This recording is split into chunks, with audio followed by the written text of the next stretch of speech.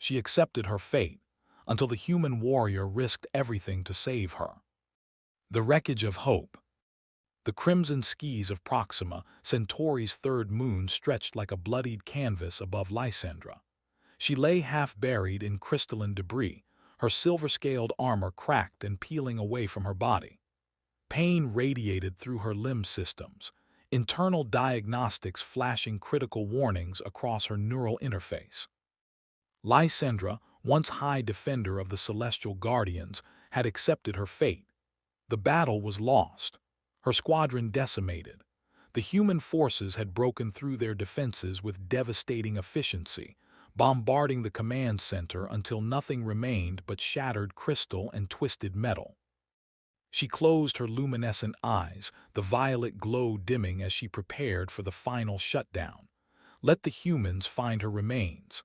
Let them study her biological systems and learn the secrets of her kind. It no longer mattered. The war would continue without her.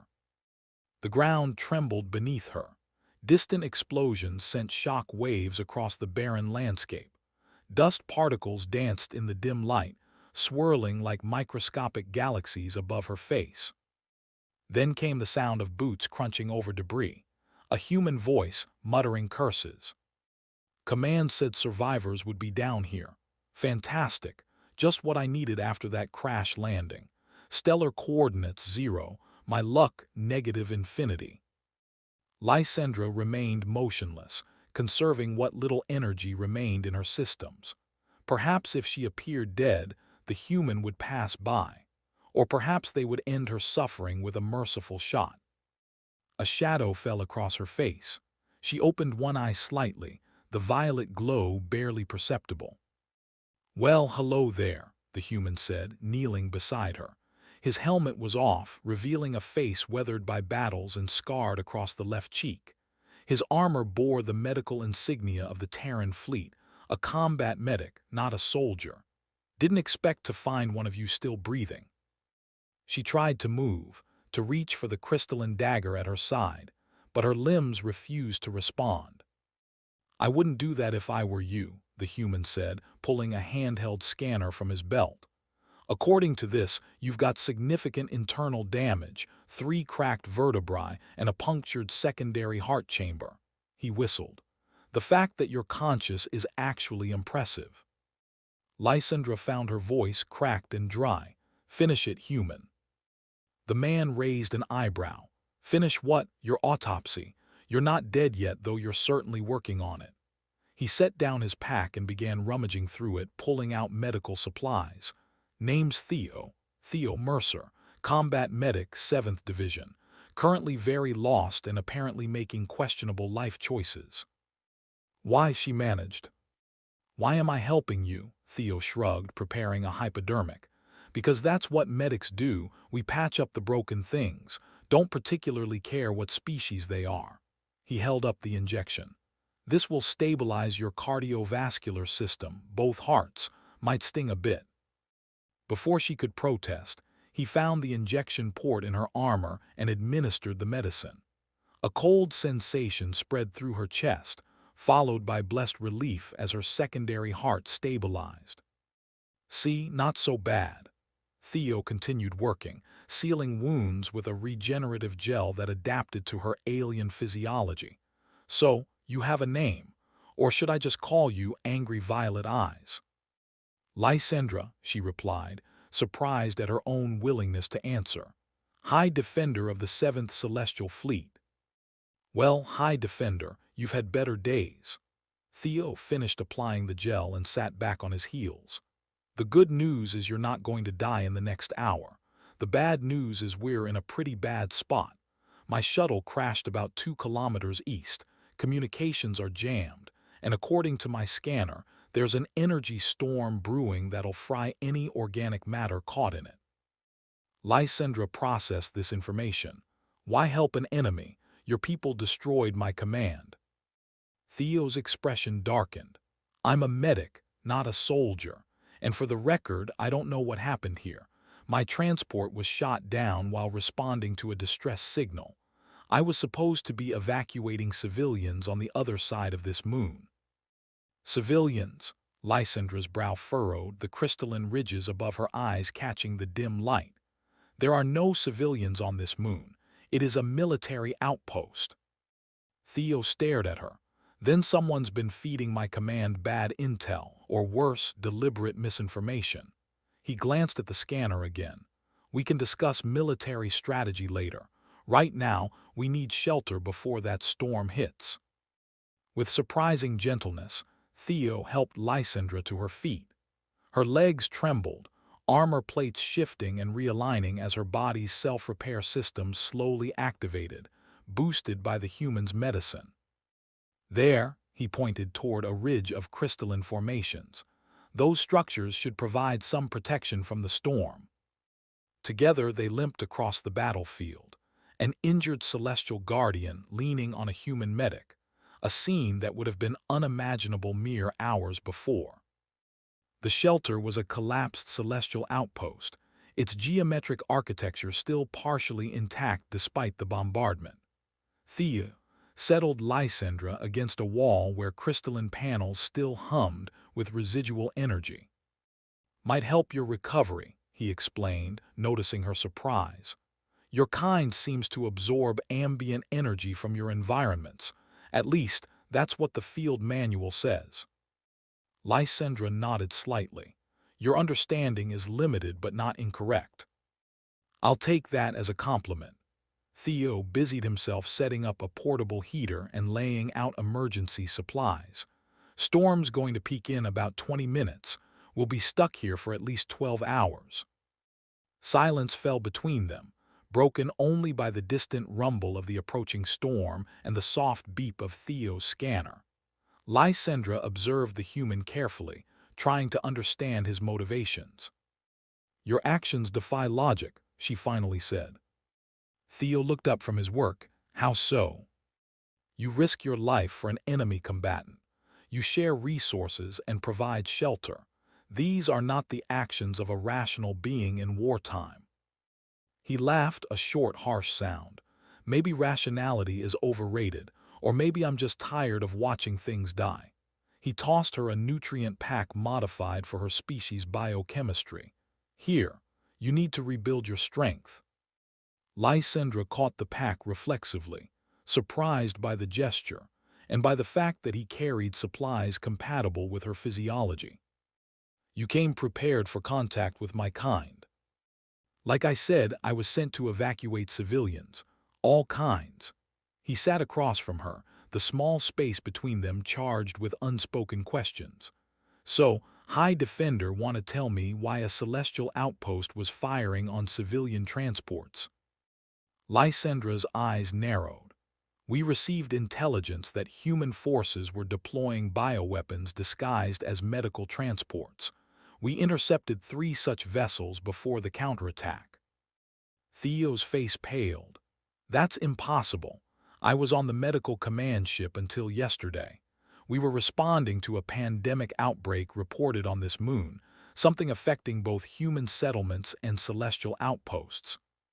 The implications hung in the air between them as the first electromagnetic pulses of the storm washed over their shelter, bathing everything in eerie blue light. "We've been manipulated," Lysandra said quietly, the realization dawning with terrible clarity. "Both sides." Theo nodded grimly. "Question is, by whom and why?" The storm intensified outside, energy discharges illuminating the shelter in strobing flashes. In that chaotic light, human and celestial guardian regarded each other with new understanding. No longer enemies, but potential allies against an unseen threat. Lysandra's hand moved to a compartment in her armor, retrieving a small crystalline data core that still glowed with internal light.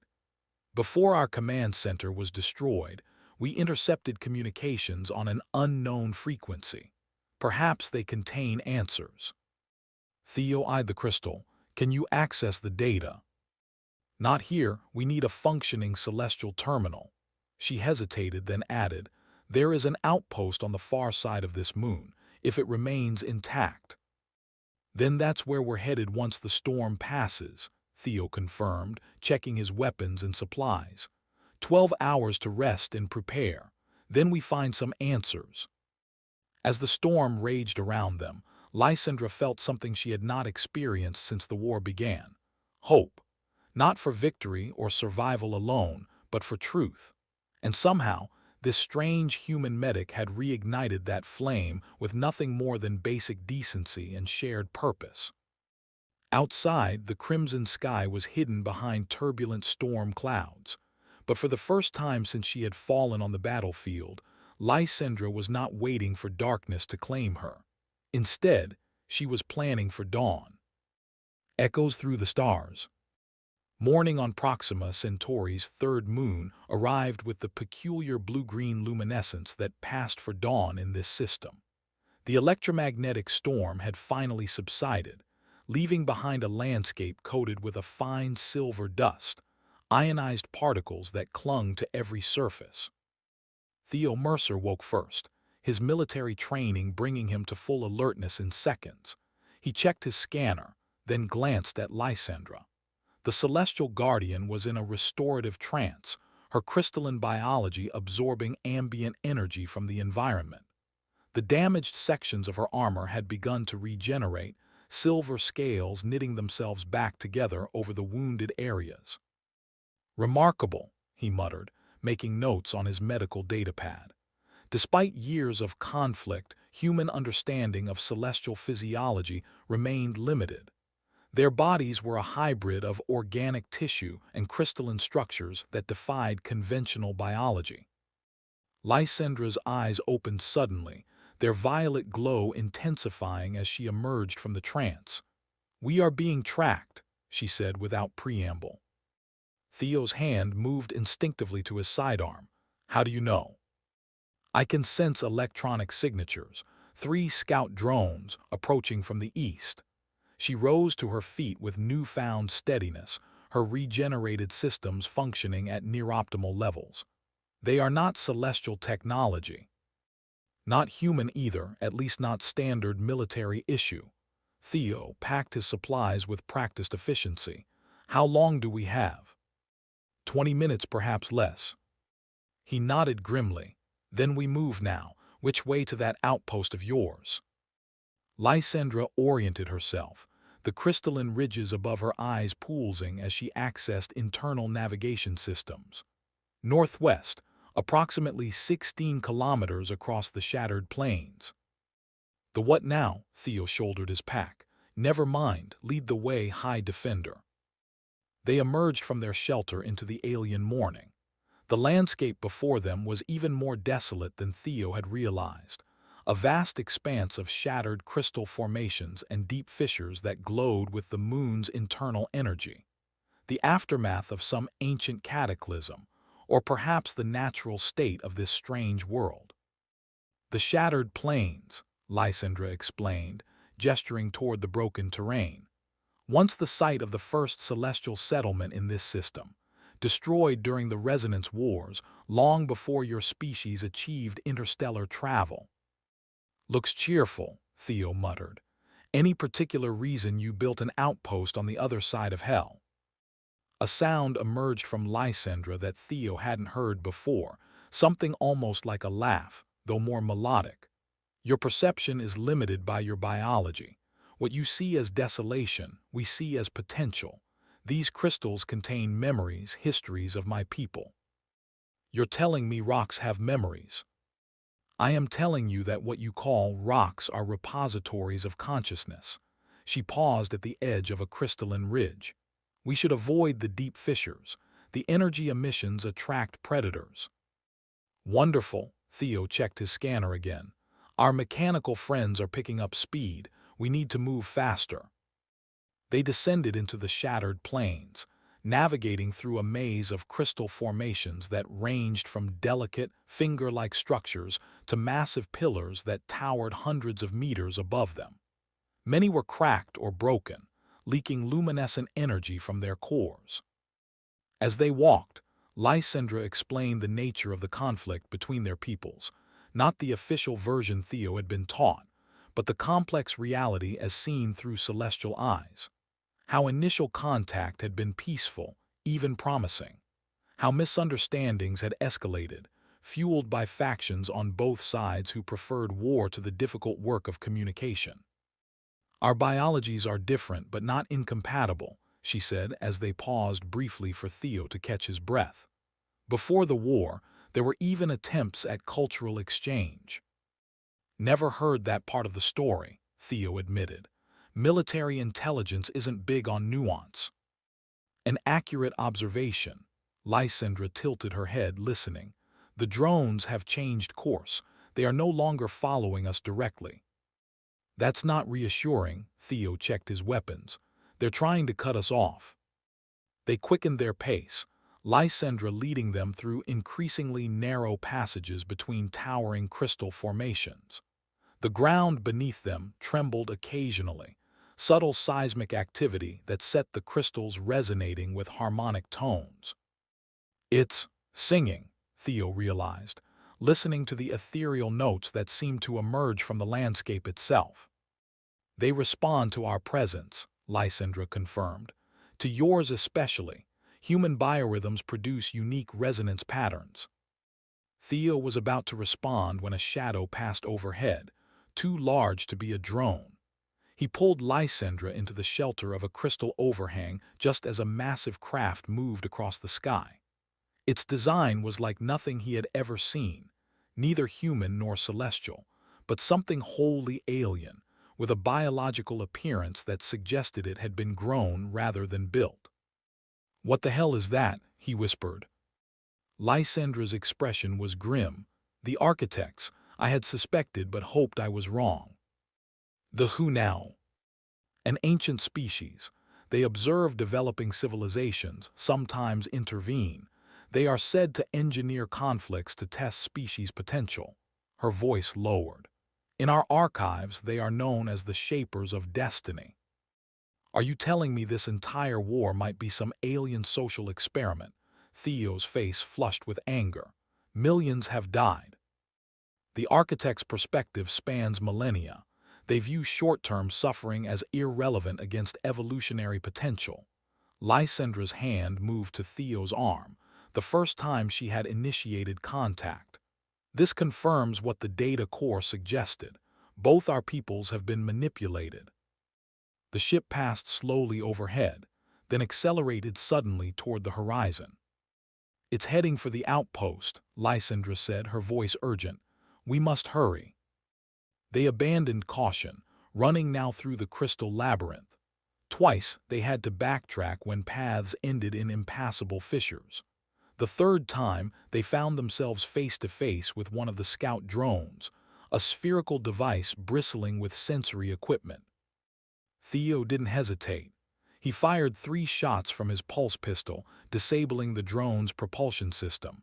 It crashed to the ground, still operational but immobile. Lysandra knelt beside it, her fingertips brushing its surface. Her eyes glowed brighter as she interfaced with its systems. "They know we have the data core," she said.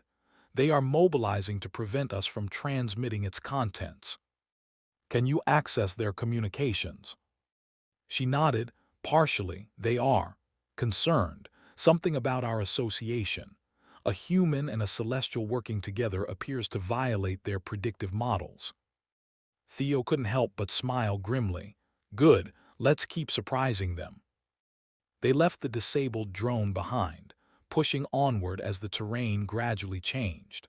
The crystal formations grew more ordered, arranged in patterns that suggested deliberate design rather than natural formation. They were approaching the outpost.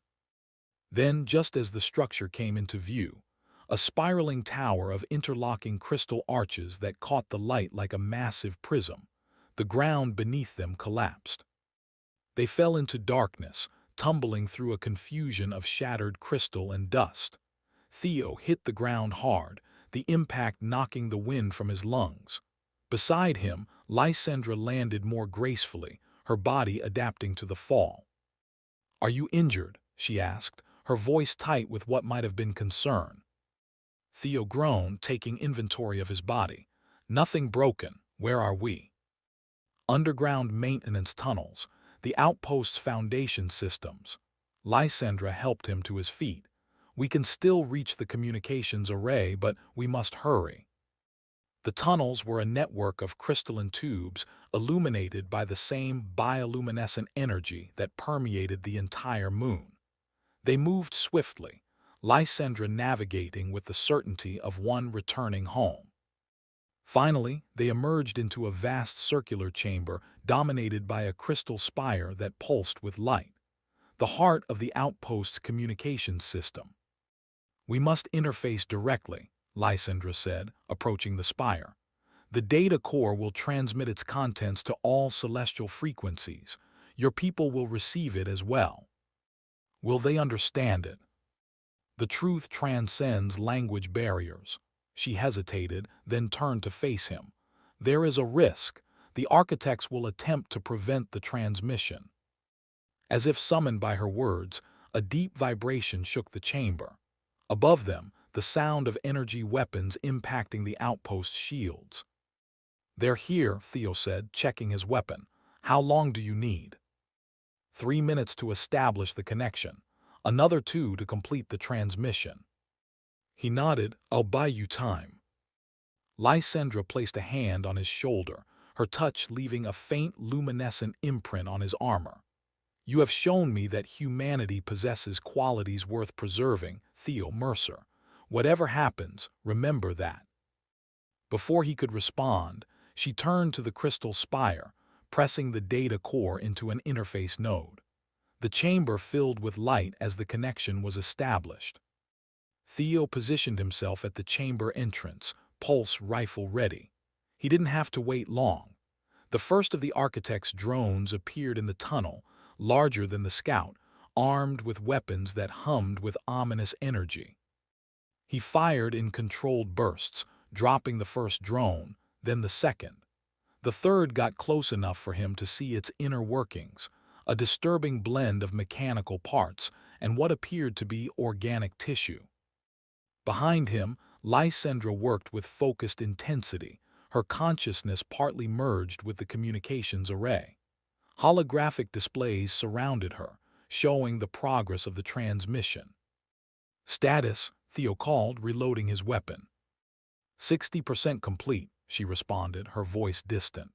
"The data contains more than I anticipated, evidence of manipulation spanning decades, false flag operations, manufactured incidents, all designed to ensure our species would never achieve true alliance." A larger drone breached the entrance, its surface reconfiguring to absorb Theo's shots. He switched tactics, targeting the tunnel ceiling instead. A cascade of crystals collapsed onto the drone, temporarily blocking the entrance. "Why?" he asked, moving back toward the spire. "Why would these architects want to keep us fighting?" "To test our potential." Lysandra's voice was clearer now as she began disconnecting from the array. "To see if we could overcome their influence. And we have, Theo. The transmission is complete." The chamber shook violently.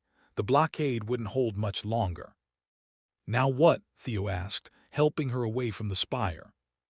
Lysandra pointed to a secondary tunnel. "Emergency evacuation route.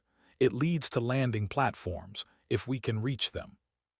They ran together through the narrow tunnel as the outpost continued to shake around them. Pieces of crystal broke free from the ceiling, forcing them to dodge and weave. "The transmission," Theo gasped as they ran. "Will it make a difference?" "It is already making a difference," Lysandra responded. "Look." They emerged onto a wide platform jutting from the side of the outpost. Above them, the sky was filled with ships, both celestial and human vessels, no longer firing upon each other but forming a defensive perimeter around the outpost. "They received it," Theo said in disbelief. "They're working together." "As we did," Lysandra confirmed. "Sometimes it takes only one connection to change everything." A celestial shuttle detached from one of the larger vessels, descending toward their platform. Behind them, the outpost's upper levels began to collapse as the architect's attacks intensified. As the shuttle landed, Lysandra turned to Theo, violet eyes meeting human ones in a moment of perfect understanding. "This is not an ending," she said, her voice carrying above the chaos. Theo smiled, feeling the weight of possibility in her words. "No, I think it's just the beginning." Together they boarded the shuttle, leaving the shattered outpost behind. Above them, human and celestial ships moved in concert, a new alliance forged in defiance of ancient manipulations. Across the void between their different worlds, a bridge had been built, and though neither of them could see the full shape of what was to come, both Theo Mercer and High Defender Lysandra knew with certainty that the universe had forever changed, not through the grand designs of ancient beings, but through the simple choice of two individuals who had chosen understanding over conflict, compassion over fear. As the shuttle rose into the turbulent skies of Proxima Centauri's third moon, the first chapter of their unexpected journey came to a close. But in the vast tapestry of stars that stretched before them, countless new chapters waited to be written.